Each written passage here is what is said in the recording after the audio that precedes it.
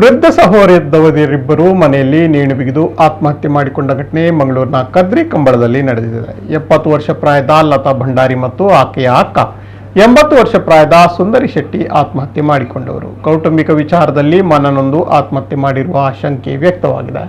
ಜಗನ್ನಾಥ್ ಭಂಡಾರಿ ಮತ್ತು ಅವರ ಪತ್ನಿ ಲತಾ ಭಂಡಾರಿ ಹಾಗೂ ಲತಾ ಭಂಡಾರಿ ಅವರ ಅಕ್ಕ ಸುಂದರಿ ಶೆಟ್ಟಿ ಅವರು ಕದ್ರಿ ಕಂಬಳ ಚಂದ್ರಿಕಾ ಬಡಾವಣೆಯಲ್ಲಿ ವಾಸವಿದ್ದರು.